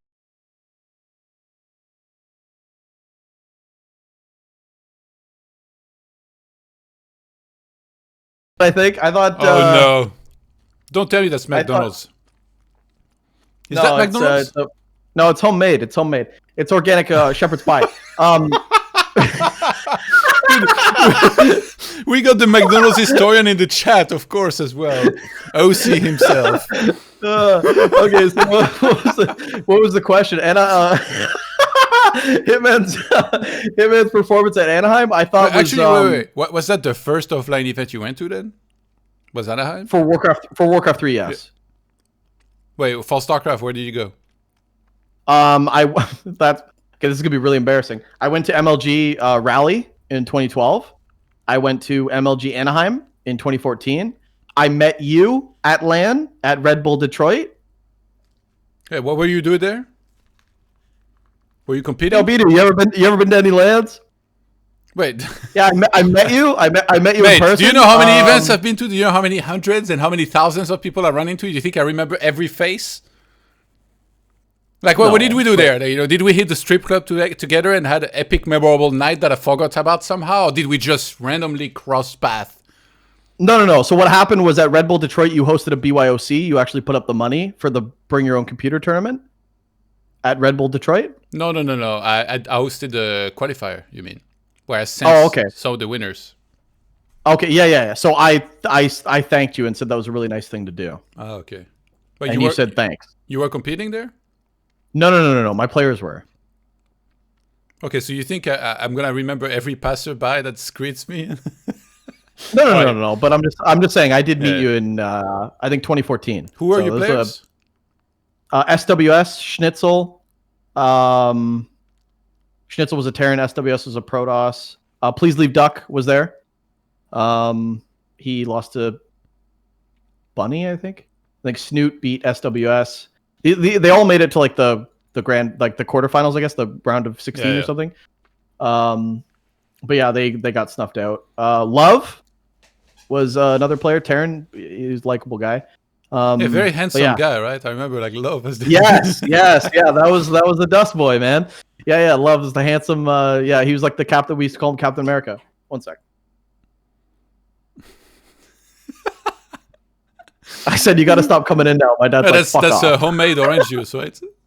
Yeah, homemade. Yeah, organic orange juice. But so we went to a few LANs. I think I went to IEM New York with SWS because he qualified for that, and that was there too, right? Yeah. So IEM New York was another one we went to, and he beat DeMuslim. And DeMuslim said some bad words to him. Really? What did he say? Poopy filth words after SWS beat him. So DeMuslim tweeted, and this is like a problem with DeMuslim. DeMuslim tweeted the night before, I cannot beat Protoss cheese. Like, you need to fix Protoss cheese. Like Void Ray all in, proxy gate, like those blink stalkers, or not blink stalker, just proxy stalker into Void Ray. Like those shitty builds they used to do. Even if you build a bunker, you can still lose. He tweeted that the night before. So SWS was matched up against Dongregu, and then they switched the bracket and gave him DeMuslim. And I was like, dude, fucking cheese him. Do the Gateway Void Ray, because he just tweeted that he can't beat it. And SWS did that and 2-1'd him. And DeMuslim, I can't say the word, but he called him a bad name. And he tweeted, like, it's amazing how shitty pieces of shit can like do well offline or something. And then he had to retract it because he was on EG. And then we got apologies from all the EG guys. It was fucking it's like it was gonna be. It felt better than the McDonald's I'm gonna eat. It felt so fucking good. It felt so fucking good. But did he say something in real life, or did he write in game? Yeah, he said it in real life. Yeah, he was playing at his computer, and SWS was at his, and he said, "I'll tell you later." I'm so curious now. Yeah, but he lost, and he was none too pleased. But yeah, yeah, no, it felt good. That was like fucking finally, dude. Like Dust beat an EG player. That was like fucking huge to me. Did you go to Alex Garfield and be like, yeah, well played, and shook his hand? No, but dude, we got pizza and we ate it in the hotel bed together, just fucking high-fiving each other and shit. We were fucking having our own party. We had our own party, dude. We were fucking so happy. Yeah. Yeah, it was sick. But that was sick. And then yeah. All right, let's talk about Anaheim. We got 25 minutes left, so like. Oh, are these actually like timed? Like you're cutting it off? Yeah, usually a 1 hour and a half, like 140 max. I mean, if you want to do longer, we can do maybe a bit longer, but I try to keep them short, and then maybe we can do another part later or something, in 10 years. So, Kappa. Okay. So talk to me all things Anaheim. Dust. Did you plan on sending an army there? Like, how did it go down? Like, I want all the stories, all the gossip, and how it all went down for you. Yeah, so Anaheim gets announced. Obviously, the scheduling and all the announcements were horribly done, because ESL was completely late as fuck with everything. So nobody really knew what was going on until like the last 2 weeks of the event. But I had full intention of sending everyone. So I asked, Hitman was already qualified, so he got the free flight. I think he was the only player on Dust to actually get the free flight, but I wanted to send Cruncher. I felt like really Ark was already going, so Ark was on Dust at the time. Ark was already going to go with Amy, his wife, so I didn't have to worry about that. And then Flame was going to go too. And then Flame's only condition was share the hotel with us. And I said, no problem. And then I wanted to send Cruncher, but Cruncher didn't want to go. I was going to pay his flights. I was going to pay for the hotels. Just play. I just wanted him to go, but something came up and he said, no, I don't want to go, which sucked. And then, yeah, so it was me. OC was going too. I guess OC, everything was fine with OC. OC could make it there. So it was OC, Hitman, Ark, Flame, me, and Carson. And I sent Carson too, because he's a broke little boy at the time, and he's got the mustache, but he didn't have the daddy ching. So that's why that daddy and mommy, daddy's got to take care of mommy sometimes. That's all right. You guys didn't have all that back to Warcraft money just yet. Oh no, we didn't even. No, dude, we weren't even on back to Warcraft. So we were the only thing we were doing was just our own thing. This was like we were competing in team leagues and we were trying to talk shit for buzz. And then we had Dust League. So Dust League was 2 seasons in, but we were doing it on my own channel, right? Which was ToDGaming Live. At the time, I've since renamed it, but we weren't involved with back to Warcraft. But that was like the fucking main goal, Todd. That was the main goal. I was gonna make amends with you, and I was. And I was going to, we were going to meet Back to Warcraft, and we were going to get Dust League on Back to Warcraft, and we were going to get Remo to like us, because we were convinced Remo hates NA, which he did. We confirmed later. We were gonna meet you. We were gonna meet Back to Warcraft and make Remo love us, and then we were gonna try to get Dust League on Back to Warcraft. So Anaheim comes, and the event was sick. We met Crota for the first time. Crota was like the admin. He fucking got us in because we were having such a hard time getting through the gate because we didn't have our passes. The passes took forever. There was like a giant lineup to get your passes, and we would have waited like fucking hours. And Crota just like jumps through the line, and like hero legend gets us in. He's like, these guys need to play right now. And the security guys are like, no, they have to get their passes in. And Crota gave him the face, like, dude, I'm about to backhand the shit out of you if you don't let us through. And the security guy looked at Crota and he's like, dude, you're a big deal. And he let us through. It was fucking sick. So we like snuck in, which was amazing. Is my camera fuzzy? Should I redo it? A little bit, but we only care about your voice. It's all that homemade. No, you fucked up everything. Oh my god, dude. There we go. All right, keep going. No, it's fixed. It's fixed. Just relax.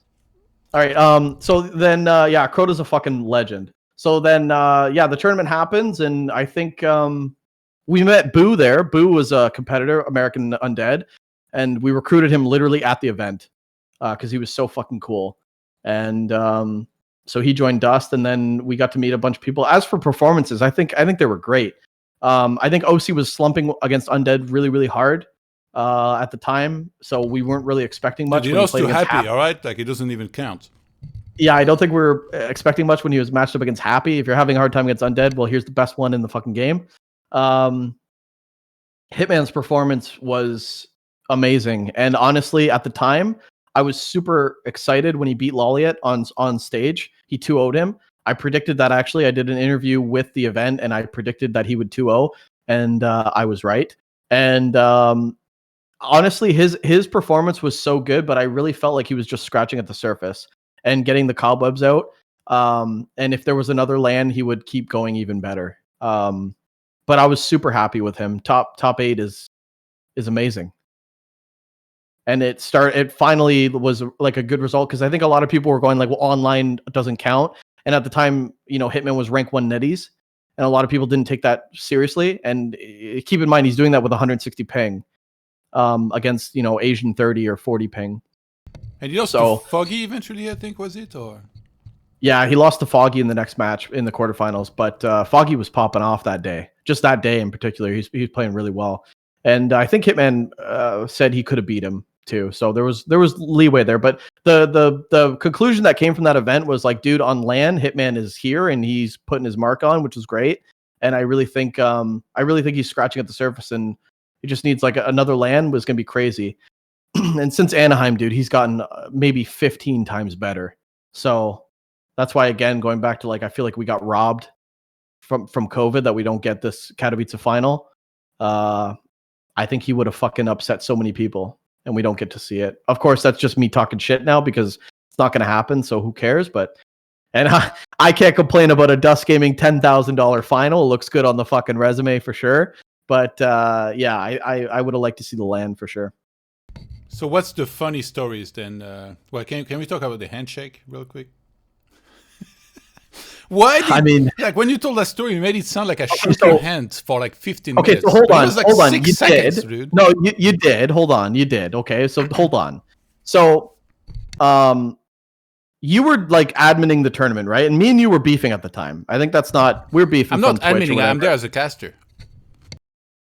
Yeah, but they asked you a question about one of Incinerator's matches. So you were like on the floor, like making a call for one of the games. And, the player venue was so small that I was like, dude, like, I'm going to run into this guy. You know what I mean? Like, I need to just get out of the way. And I know we don't like each other, but I feel like we should just be mature about it. And I'll just say, hey, what's up? We're here to have a good weekend. That was my goal. I was just going to be like, hey, man, like, there doesn't need to be like any beef. Let's just have a good weekend. So that's when I approached you. And I think you were with your friends. It was probably the worst time to approach you because you were watching a game and you were with your friends. And I just like walked up to you and we did the introduction, whatever. And you did do something with, dude, you were definitely fucking with me. Yeah, I was. But when you told the story, you made it sound like I held your hand for like 5 minutes and almost like cracked your skull or something, It's funnier story. I gave you a firm handshake. You ever watched Dr. Disrespect? Come on, man. Yeah, firm handshakes. Yeah, no, I get it. But yeah, it was yeah, there was that, and then we didn't find out till later that like Hitman was allowed behind the stage for the catering and shit. So like I got the invited player pass. I'm like, wait, I'm allowed to have free food? So like that's when the last day I was back there with you, and you're probably like, what the fuck is this guy doing back here? And I'm just making like a fucking mega plate of all this shit. What were you thinking when I was back there? You were like, what the fuck is he doing? I was texting Neo and Remo and telling them, get this guy the fuck out of here. Were you really? I don't remember. Maybe I said something, but I don't know. Okay, wait, I got a clip of you and Carson when Neutron played against Hitman. Let's have a look at that real quick. You can start on the homemade shepherd's pie if you want. This is probably Lolly at Hitman. Situation now for Neutron. He's about to lose this match. Can he go for some Hail Mary? I don't No, this is Lolly. Yeah, I wouldn't be this excited if Hitman beat Neutron. How can he the keeper might be following them to the grave with more stairs dancing. First hero falls. Neutron doesn't have to fucking do well. And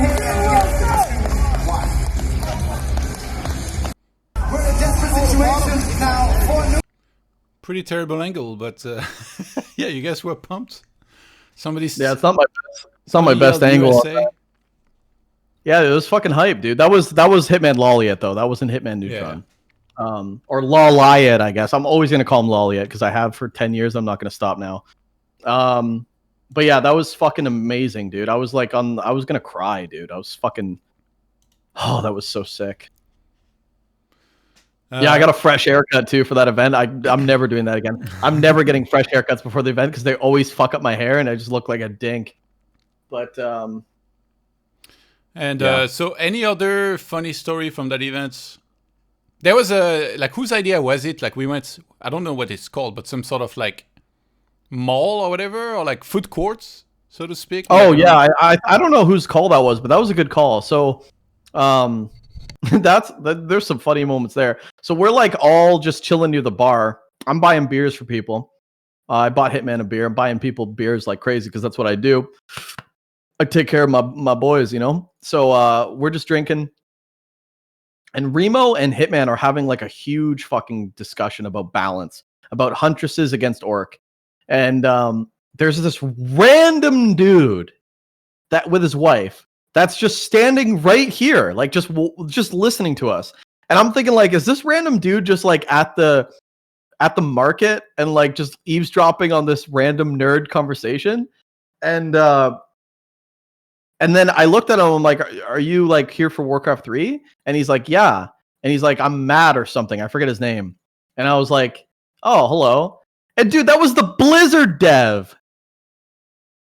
Found out later it was the fucking Blizzard dev. I guess he lost his job now because they don't have anybody working on the game or something. But it was fucking hilarious. I didn't even know that. He didn't introduce himself as a Blizzard dev. That's how much shame these fucking guys have, right? How did you know that he was a Blizzard dev then? I found out like 2 weeks after the event. He didn't even have the fucking balls to say that he worked for the company, dude. That is fucking cowardice at the biggest scale, dude. He introduced himself with his real life given name, his birth name. Fucking pussy. All right. So anyway, so that was a funny conversation because Remo and Hitman were just going off about balance, which was fucking hilarious. Yeah, no, it wasn't Matt Morris, dude. Oh, dude, the Thorzane kidnap story. Yeah, that's fucking hilarious. Okay, so we all know that OC's a convicted felon, right? Like he used to human traffic, but that's, behind him now. So we none of this is true. But okay, so anyway, so we I forget what happened after the event. Basically, Thorzane introduced himself to us. Thorzane's fucking nice as shit. He introduced himself to everyone at the event, and we were like, "Yo, do you want to go for dinner with us? We'll take you somewhere special, an American treasure called the In-N-Out Burger. He'll take you to a nice restaurant." So he's like, "Sure." So he comes with us, and we're in this van that Amy and Ark rented for the weekend, and he's sitting front seat. And we're basically just going over the story, the meme about OC human trafficking, right?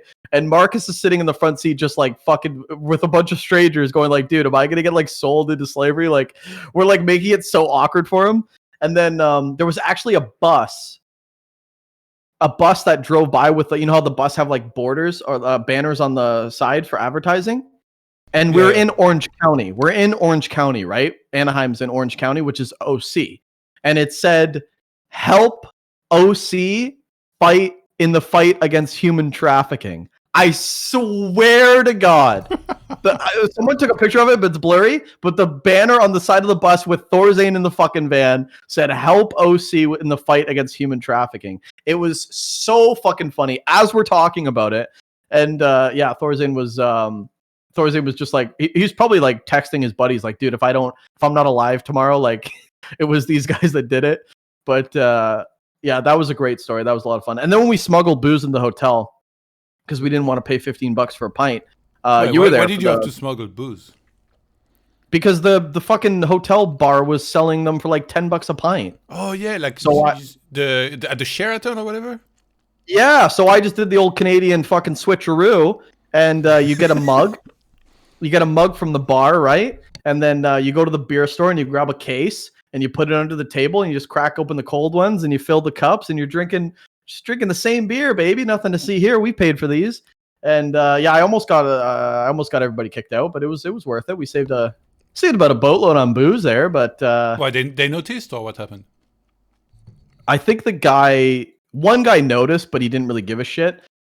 Because we had the beers like fucking like out in the open, right? And then it wasn't until later that we hit it. Because I didn't think it was a big deal, but then he was like, "Yeah, you have to buy beer here. You can't just drink your own beer." But you know, I'm a degenerate, so see a beer, drink a beer, you know. But yeah, food is fine, right? Though, because I think people always order pizza there to that place. Yeah, the food's fine, but you know they got it was right in front of the bar. I mean, how disrespectful is that? It's like going to a hot dog stand and fucking setting up your own fryer, you know. But yeah, so that was a great night. That was when we hit it off with Neo and Remo. Dude, Neo was getting so drunk, man. I kept pouring him beers, and then he would I remember he snuck up to me and he's like, you got any more beers? And I was like, yeah. And he's like, well, pour me another one, bitch. And I was like, damn, like Neo's getting fucking Neo, dude. Neo's like the G-rated, you know, family friendly. And he called me a bitch. I liked it. I liked it a lot. I liked the fire in him. But yeah, so it was a good night. It was a really good night. And that was when we met. What about Remo? When he start warming up to you and hate NA a little less? Jesus, I don't know, man. I don't really think we talked to Remo as much during the event. And honestly, he probably still hated us after the event. But it wasn't until we started working with Back to Warcraft, I think, that Remo finally came around. But yeah, I think more Carson was talking to. I didn't really talk to Remo too much. Yeah, it was basically Carson in the chat. It was basically just me being a moron and then Carson convincing everyone that, you know, I'm just a moron and everything's fine. And yeah, because I think I take a little bit to warm up too, obviously. You know what I'm saying? But yeah. I know. What about you made the jump from being a manager, like you started your own team, and then you finally organized the tournament and casted it with Dust League. So how did that come to be? Yeah. Was it just an idea that crossed your mind? Or was it the same as when you tried to get more access in EHOME and somebody was like, no, you're not worthy, and then you were like, I'm just gonna do it myself, or what? No, this was we had plans for what Dust League was going to look like, and then it just ended up being something completely different. So when I made Dust League, I just really wanted a solo league that people cared about and that could, you know, be sustainable, because I think everyone's sick of these one-off tournaments run by these shitty TOs that hardly ever pay out.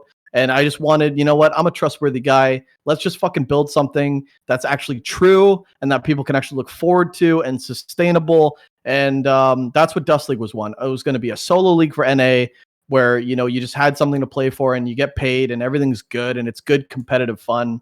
And that was the thing. And I had no fucking intention at all of casting. No fucking intention at all, Todd. Carson, I've always said, before he was even a caster, I said, Carson, you need to be the voice of this game, because Carson's one of the smartest players I know. He understands the game beautifully. He's got a good voice. He's got a nice chin. He's got a big dick. And I'm like, you need to cast, okay? I'm like, you need to cast. You'd be perfect for this. I've always, since day one, been like, Carson needs to be a caster, right? So yeah, that got the chat going. I fucking know how to do it, baby. So anyway, so I was just gonna have Carson cast. I was gonna run the behind the scenes, actually do the organizing of the tournament, the vetoes, the hosting, and I was gonna have Carson with community casters. That was the whole plan. Just bring in community casters and just recycle them. Whoever wants to be a caster can come up, and Dust League would be like a platform for you. That was the first plan. And then we couldn't find a co-caster for the first event. And I did it with Carson. And I fucking loved it. Because our dynamic was so sick. I don't think we were taking it seriously at all at the time. We were just bantering and then just talking about the game willy-nilly. It was kind of chill. But I loved it, dude, because it was like hanging out with your best friend in the game. You know what I mean? And right away I was like, no, I want to do this. I want to commentate these games now with Carson. And then as the season started going, and and you're running this production, you just realize like, dude, I can be funny here. I can insert a joke here. I can make a funny meme here. And it became like Dust League became this like good Warcraft 3 solo games and like funny entertainment that you don't see every day. Like it's not every day that you see a guy like mucking nuggets on a Warcraft 3 stream that like is supposed to be this tournament. You know what I mean? So there was like this new aspect. Fuck, I gotta drink more water. There was like this new aspect to commentary, which, you know, I don't ever want to be like something else in anything I do. I want to go against the grain. I want to be something unique and just me. I don't ever want to like be something fake because that's what people want. And I feel like with commentary, that was the biggest snag because you're always getting compared to, well, first of all, Neo Remo. How does Grubby commentate? How does Chumpesque commentate? Crota commentate? You know, all these people that have done it for so long. And then when we do it, they automatically go like, why aren't you like this? Like, here's my checklist of how you're supposed to cast. You're not doing it like this. So that was like the main snag that we had. But I think people are slowly getting used to our style. But at the beginning, it was kind of, it was rough. I think a lot of people didn't take us seriously and shit like that. But you were solo casting initially too. I remember the first few times I tuned in, you were solo casting. Yeah, because at the time before COVID, Carson was busy on Saturdays. Yeah, so on Saturdays, Carson had gigs with his band, so he couldn't do Saturday nights. And Saturday was literally like half the show. So I used to do solo casting by myself if I couldn't find anybody. And yeah, I just fell in love with it, man. I really enjoyed putting on a show and being like the person to control the narrative of the show. And if I was not doing it, I wouldn't be able to have that power. So I just really enjoyed entertaining people, which I think Dust League is. It's good entertainment, it's good games, and that's what it is. So then obviously we wanted to up the scale because we were sick of getting like 60 viewers per stream. We felt like Dust League was bigger. And we said, what's the best way to do that? Well, Back to Warcraft has the fucking biggest platform ever. Let's try to get them back to Warcraft. So I pitched it to Neo and Remo after like meeting them at Anaheim. But we were all drunk, and I was serious, but I think they were drunk. And I was like, we should get Dust League on Back to Warcraft, and they said yes. And I was like, yeah, but I gotta. Yeah, said yes immediately. Yeah, Giannis said yes immediately, and I was like, I gotta follow up with him because, I mean, we've been feeding him fucking rum and cokes and fucking we've been feeding this beast for a bit. He's good and well drunk right now. So I was like, after the event, I'll message him again and be like, hey man, you know, are you sure? And then. No, I don't think he was that drunk. But yeah, so then after the event, I just followed up with him and said, hey, man, you know, about that proposal, like, hey, we really want to put Dust League on Back to Warcraft. And he's like, yeah, I was serious. I was serious about saying yes. And let's do it. Let's talk about, let's hatch it out, which was huge because, you know, I know from experience, like running Dust and giving away power and information to other people, strangers, is like the scariest fucking thing you can ever do. That's why I never gave anybody like ToDGaming's Twitter. I never gave anybody like anything. I would run it myself because I didn't trust anybody with it. So the fact that he trusted us with his stream key for his career, because this is his fucking brand, this is his career, was fucking crazy. And it was huge. It was huge. And we didn't take it for granted, man. So every time we turned the stream on, we were trying so fucking hard, dude. When I fuck up, I'm panicking. You know, I don't want to do a shit job on that channel. So next time you fuck up, if I'm in the chat writing "Don't panic" in all caps, is that gonna help? I'm fucking sweating, bud. I'm fucking sweating. Yeah, and if you write "Don't panic," I'm just gonna fucking sweat even more, dude. But yeah, so I think you know, I think he quickly realized that we're for real and we take it seriously. And I think he saw behind the scenes when we would do like hour and a half before a show, we would do sound checks like an hour and a half before. Like we weren't fucking around at all. And the first stream was a disaster because the programs they use for their stream, like my computer was a fucking potato. So it like crashed my computer the first stream. And I was like, dude, this is crazy. I had to buy a new computer basically to be able to run the production value that they want. But yeah, so Dust League finally was on Back to Warcraft, which was fucking huge. We finally got like this huge platform to promote NA, you know, which is our goal. And it was crazy to like, because we're playing in War 3 Info League at the time, the team league, which we didn't really give a shit about. but we're playing in that team league so that we can get casted by Back to Warcraft. You know what I mean? Like that was the whole goal. Like we're going to join this league, guys, and it's going to be a waste of time and you're going to get paid $15 after over 9 weeks. But Back to Warcraft might cast you guys and you might have like 3,000 viewers playing your matches. So this is fucking huge. So we have to take advantage. But now we're like in the seat. Like we're streaming on Back to Warcraft now. So it's like, holy shit, this is fucking huge. Like the magnitude of how big Dust League got at that moment was fucking crazy. So we streamed season 4, 5, and 6, and now we're on season 7. We streamed all 4 seasons on Back to Warcraft, so it's looking good. It's looking really good. And I think this year I wanted to change it up because of Flowbots, so we did it NA only, right? But now with the Flowbots, we got a season of NA, a season of EU. We're gonna be doing EU in March, which is sick. I want you to play. Telling you right now, if you don't fucking play, I'm gonna fucking something's gonna happen to you, right? Something I don't know what you're playing. You're playing in Dust. I want confirmation right now. Actually, I want it right now. It's in March. I'll give you the schedule. Okay. Why are you putting your hand out like this? Like you know what happened last time? Yeah. Hold on. all right. Maybe I'll play. I don't know. We'll see. Yeah, you're gonna play.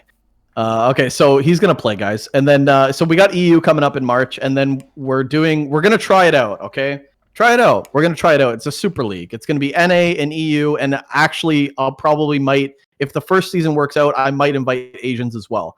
The whole goal, man, I want a super solo league, a solo league that combines all 3 regions, the top 16 in the world. That's my end goal. Is it probably gonna happen? No, but can we get close? Maybe. So I'm gonna try it out. So this after the EU season in March, we're going to have our first Super League in June, which is going to be comprised of the players that qualify from NA, the players that qualify from EU, and then just a complete open qualifier with some direct invites.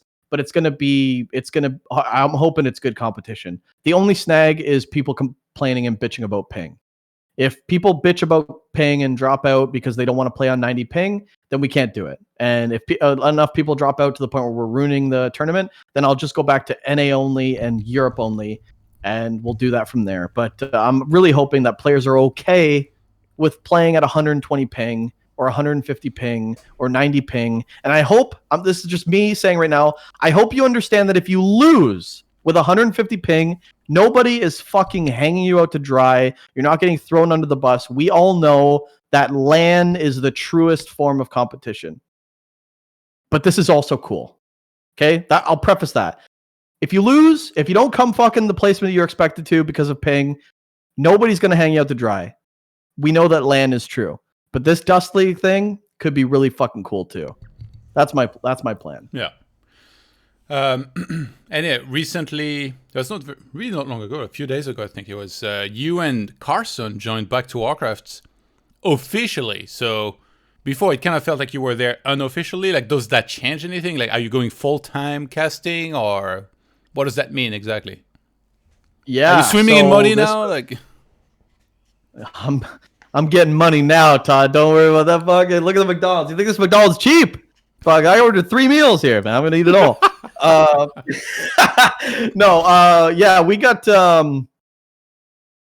we officially joined the Back to Warcraft team. We are Back to Warcraft, which is fucking amazing. Does it mean I literally, so to put in perspective, I have basically, if I'm not at work, I am streaming on Back to Warcraft or going to be streaming on my own stream. So I just plan on writing this whole year off to dedicate it to Back to Warcraft and my own job. So I'm not going outside. I don't have plans. I'm not taking vacation. If I do take vacation time at work, it's probably for like ESL, DreamHack and stuff like that. So I'm pretty committed to helping the channel grow. I think Carson's even more committed to me. I think he's taking it a lot more full-time-ish than me. But yeah, we are part of this thing. We're trying to fucking grow this brand. Are you as committed in Back to Warcraft as you are in chasing female online streamers? Because you honestly, dude, I haven't on this too. No, that's a meme. I've spent $75 one time, and everyone fucking hosed me for it. That was a joke. But yeah, no, shame, honestly, dude, don't hate the player, hate the game. Dude, I think it's because they see me in chat, and I'm such a fucking Chad. You know what I mean? Like, the way I am with my words, I can, like, I could sell ice to an Eskimo. That's how smooth I am, And I think people are a little jelly. But yeah, no, I honestly, dude, I haven't even been thinking about girls. And dude, when I posted on Facebook, because I posted on my own Facebook about me joining back to Warcraft, and so many guys I work with are like, "Oh, congrats, man! You're gonna be alone forever now." You know what I mean? Like, because like they know I'm not going outside. Like I'm just gonna stay inside and stream and do all this stuff. But maybe I don't know. Maybe something will open up. Maybe I'll meet a beautiful woman one day, and then she'll take me away from all of esports because she'll just be so special. I don't know. Maybe I'll just keep doing this. I don't know. Be a streamer, I'm not too worried about it. She'll be a streamer, so you can stream, side by side. So we can collab, take over Twitch. There we go. Be a power couple. There we go. Exactly. I don't know, man. I'm not really thinking about girls right now. I'm single and available, but not really thinking about girls right now. I'm not really thinking about guys either. To be fair, I'll extend. I'm not really thinking about dudes either. So I'm just single, doing me. Yeah, but available, very available, available. Can you talk to me about your bonds? Actually, like we are past 1 hour and a half, so we're gonna wrap it up soon. I'm just curious about your bond with both Carson and Neo, because I feel like you guys have like great friendships. Like you're almost like brothers from another mother or whatever. But I feel like you get you get along super well with these guys. Yeah.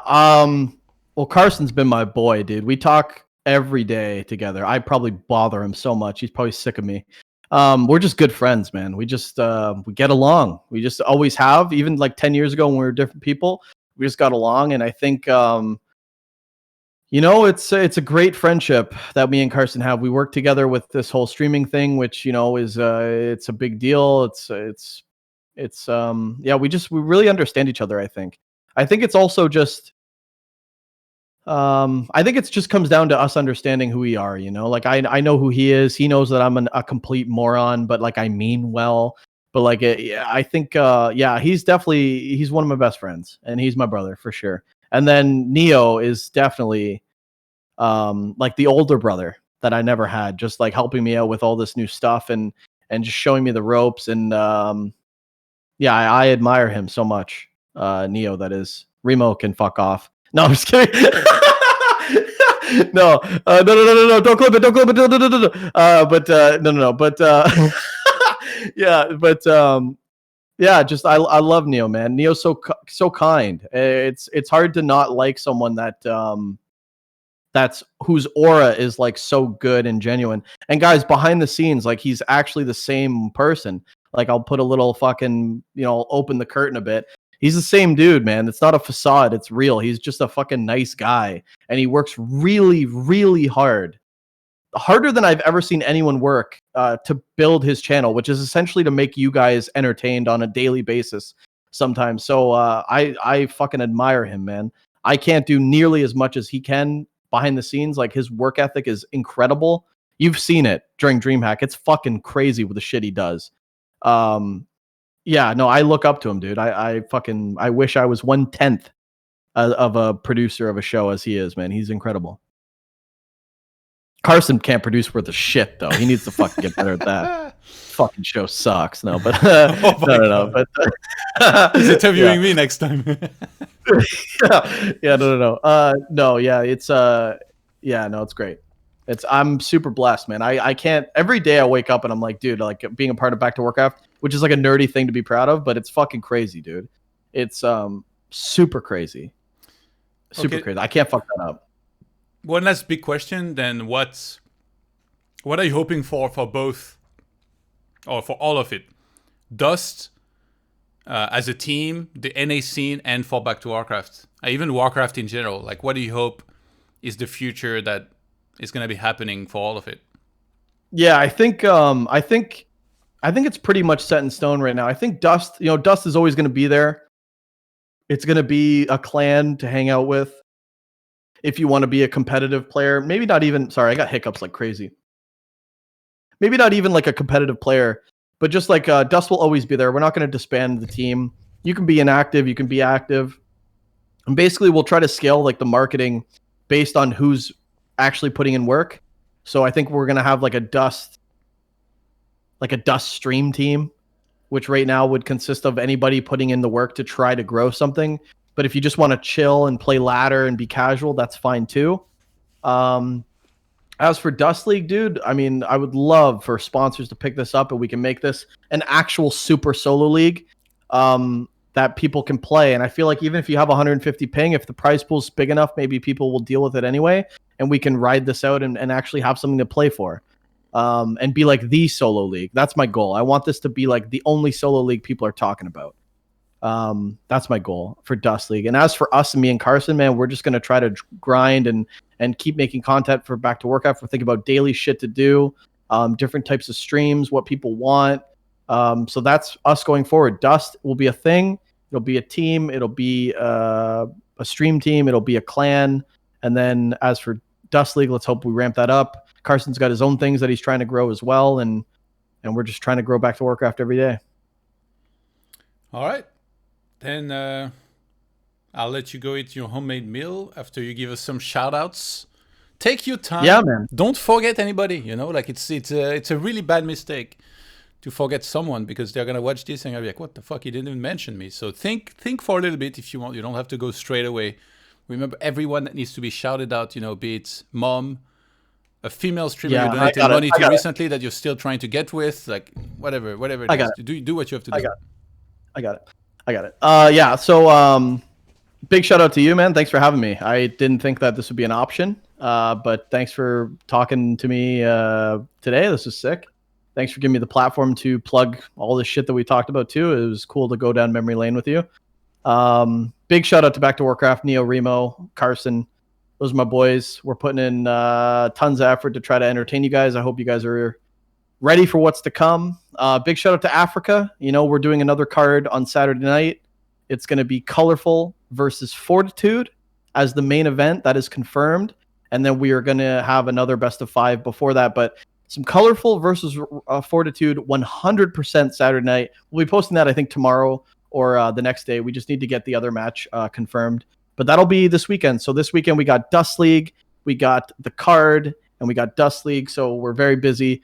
Yeah, man. So the next time you'll see me is Friday night for the quarterfinals of Dust League, and then we have the card Saturday night, and then we have the Dust League finals, which will be Sunday instead of Saturday. So Friday, Saturday, Sunday, we got lots of Warcraft 3 content for you guys coming up this weekend, and yeah, thank you so much. That's it. Follow me on Twitter. Outs. Yeah, fuck it, dude. The people, the good people, you know, like Cruncher, Pride, Remind, TH. Oh man, yeah. Obviously, Remind, come back to the game. TH, I love you, big kiss. Mwah. I hope you're not inactive because you feel like you're slumping. Because I think we all love you, man. Yeah, and follow me on Twitter. Don't follow Carson. Actually, unfollow Carson. Race to 1,000. So I gotta beat him. And then yeah, that's it, man. Follow Team Dust. Follow what we're doing. It's all good, man. Actually, it's all good. Two last things. First, a message for Neo before you have to play him for the 100K thing. Do you have a message? Okay, so Neo, listen, man. I watched you play on Creepjack against Maka, and you went 1-1 and the games were close. Man, 2 weeks ago, I fucking beat the piss out of Maka 2-0, and he DM'd me saying, I don't even know how to play you. I played Giannis the day before, and then I played you today, Bidoux, and you hit me like a truck. I don't think I've ever been fucked that hard in my life, is what he said. And you went 1-1 with him. You need to practice. Okay? I'm going to destroy you. You're going to lose to me. Don't let that happen, dude. I'm going to shave your head on stream. All right, that's it. That's all I got. He needs to practice. Yeah. Fuck, I forgot what I was going to ask. The other thing, oh my God. One message for Neo, and then... Oh yeah, one message for... You know, Europe and NA, they've got a bit of a rivalry on every game, and then it's a heated one. And then there's always a lot of stuff that NA says about Europe and vice versa. So do you have any message for the European scene that's, you know, sometimes hates on NA or that doubts NA? Yeah, I mean, the doubt and the shit talk's fine. I'm okay with that. And you know what? Maybe I'm speaking out of turn here, but give the people some games. Don't back out because of ping. And I feel like we're missing out on a lot of opportunity because of ping. And as a person who loves watching the game, I fucking hate it. I wish you guys would just bear up. The 90 is better than the 200 we got. I think don't screw people out of these games because you guys are being so picky. Land's not going to happen. We got a full year of this, so adjust, man, and be okay with not being fully judged. If you lose a best of 3, it's not the end of the fucking world. We want to see the games before the games don't happen anymore. So let's have more matches. And let's put them on the card on Africa, all right? Let's go. Let's all get on the card on Africa, and let's fucking get these matches going, all right? Let's go. All right, that's all I'm going to say. All right, I'll give you the final word then. Close this out. Go ahead.